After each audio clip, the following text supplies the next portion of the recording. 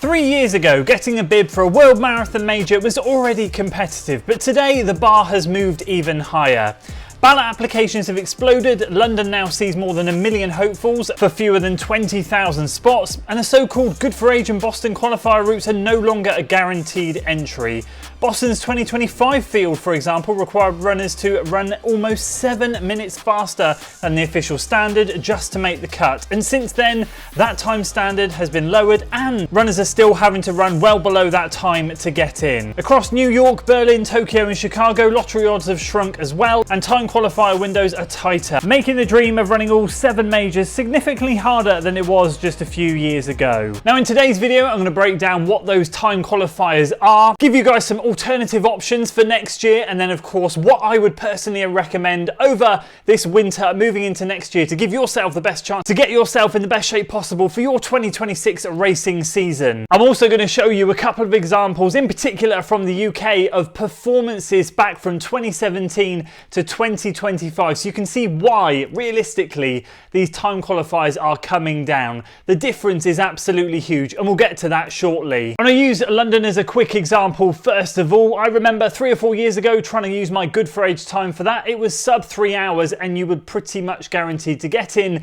if you applied for that time. Then you had to start running slightly quicker than that to get in. They shaved off a few minutes. That time qualifier was reduced to 2:58. Fast forward to this year where in my age category you now have to run a sub 2:52 marathon and that still does not guarantee you entry. Why is that? Because people are running faster, and in London's particular case they have for the UK a championship qualifying time which is a sub 2:38 for men, and I'll also put the ladies on screen too. And London have confirmed that if you make the time but you don't quite make it into their number of allocated slots for championship, well, you get pushed into the Good for Age, which then knocks out the Good for Age, which makes it even harder to qualify and get into that. Boston Marathon is another great example. Up until last year you had to run a sub 3 hour marathon, and I believe it was nearly 7 minutes you had to run under the qualifying time to get in.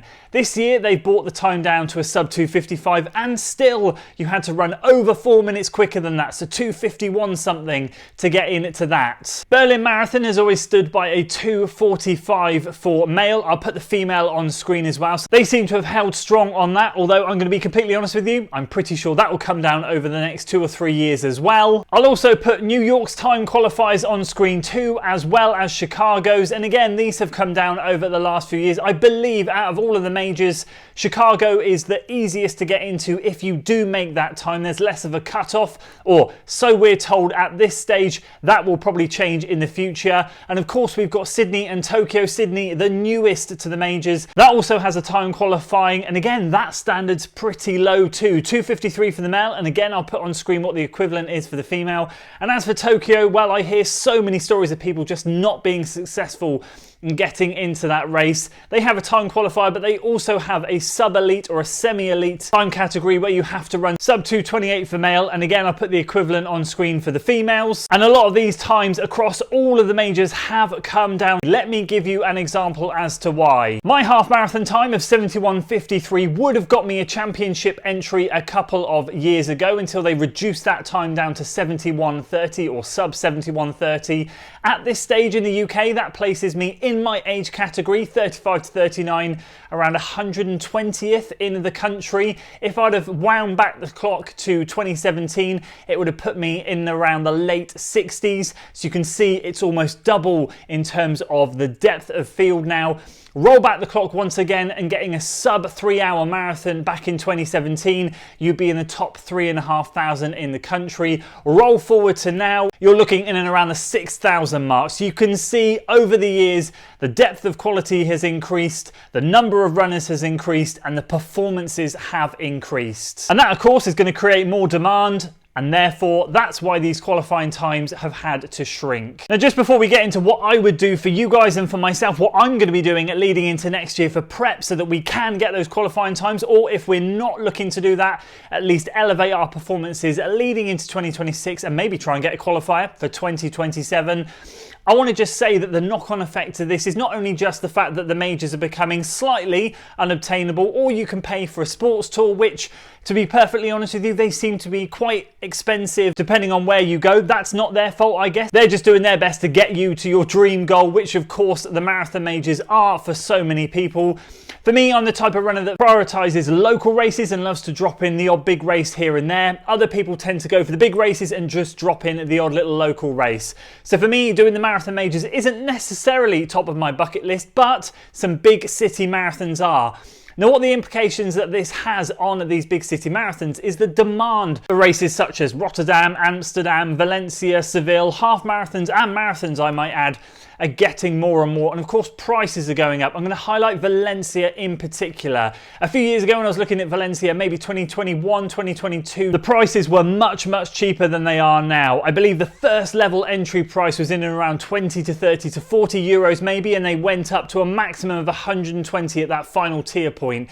Now, fast forward, every single year the prices of that race are going up, and this year, if you are late to the game but can get a place in that final bib allocation, you're looking at paying 200 euros. So what this is doing is obviously highlighting to other races that there's a market for this. They could make more money, which totally understand. They're a business and they can do that. However, it's making the demand very high, and it's implicating us because we have to plan our years much more in advance than we ever had to, because these races are selling out so quickly. I'm not going to be doing Seville Marathon next year, but I did enter just as a precaution and hope that I could get in. That race sold out within 2.5 months. I had to enter that super early in preparation for next year, and this is a perfect example. I'm not going to be able to do that race now, but I had to get an entry in there in case I could, and I think you're going to see a lot of people doing the same as we move forward into next year and the year after. So let's move on to the prep that I would do leading into next year for you guys and for me as well. This is what I'm going to be doing after my marathon in a few weeks time, and hopefully what you guys will be locking into so that you can elevate your performances leading into next year. So right now, as we go into autumn and winter, I'm going to be looking at to build up my strength as a runner. A lot more aerobic work, a lot less race specific, and realistically just trying to hold a decent mileage over winter, getting a lot of tempo and threshold working, getting some hills in, and a lot of easy and steady running. Not doing too much fast work. I'll just keep that to the hill sprints and strides that I might throw on once or twice a week. For the moment, it's going to be stacking up week after week of aerobically focused running. If you guys do that, it's going to allow you to get yourself ready to layer on that race-specific work when you do lock in to that final race phase next year. What I would seriously also be doing is signing up for some races already. We have a great pool of local races that go on early next year. They tend to sell out within a day or a few days. I have to be hot on it, follow them on social media, sign up to a newsletter, and just keep in touch with some of the athletes from that club to get a heads up as to when those entries are going to go on sale, because I know they sell out really quickly. Also, if you've got bigger goal races next year that you fancy, make sure you get on those newsletters so that you hear straight away when those race entries are going to be released. You will find some of these are already doing ballot entries because they're so oversubscribed, or they're just going to sell out in days, maybe weeks if you're lucky, so I get on that straight away. Then when you roll into next year, you hit that early phase of January, February, really start locking into that goal race. You've done so much aerobic base work, a lot of strength work, you're feeling strong, lungs are feeling good, you're ready to lock into that race specific phase. Really put yourself together a decent plan leading up to that goal race that spring. Whatever it might be a marathon or it might not. It might be a half marathon or 10k. For me, it might end up being a half marathon next year. I might pause on the marathon and do that later in the year. Either way, I'm trying to look at goal races and I'm having the same dilemma as a lot of you guys are as well. But I'm just going to be patient and wait for that early next year phase where I can lock in, choose a target race and get specific. Then when you get to your race, do your best. You can't control external factors. We've seen that in a few races this year, in particular Berlin with that heat. I've experienced it in a few of my races, racing through a lot of storms last year. We just can't help it. Just do your best and know that when you get to that stage, you're going to be fitter than you were this time last year. How I always look and view a training block is it's just a stepping stone to a bigger fitness jump later down the line. I'll always have a plan, and that plan is to just continually build on my fitness, and I'll do it in a strategic way. But it's great to know that when I do complete my spring Year 2026 goal race, I'm going to be in a better fitness position, hopefully, than I am this year. And that's why the planning for that starts now. And the final thing I want to stress, most importantly out of all of this,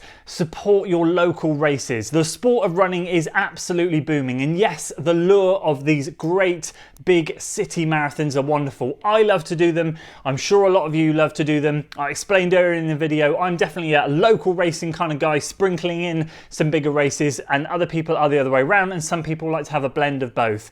So my top advice here is not only get a couple of races booked for next year, have a backup, make sure they have a good refund policy, make sure you can sell those places if you need to, and just get yourself an entry into those races.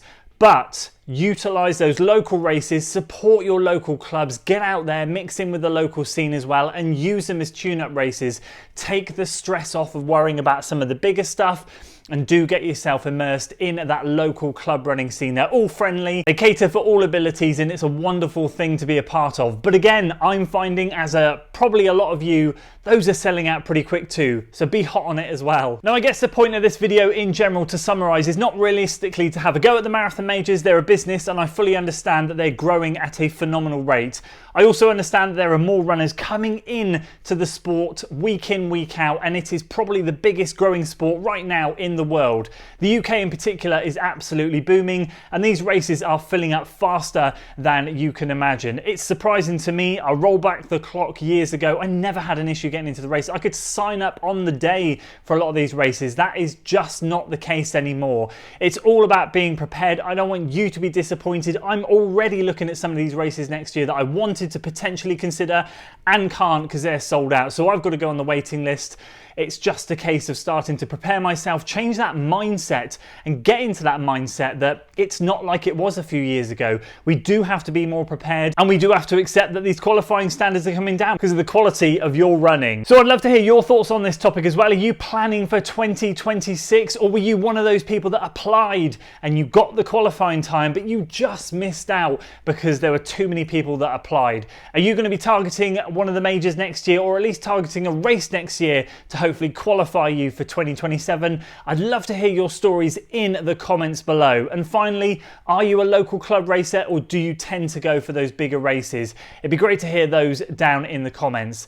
That's it from me today, guys. If you enjoyed this video, please do check out this video up here. This has been my recent training methodology, which has really set me up nicely, set me a new nice half marathon PB, and working really well for me and for a lot of you guys by the sounds of it too. Or check out this video down here. This is indeed my previous race, where you can see how it all unfolded, and I'll see you guys over on one of those.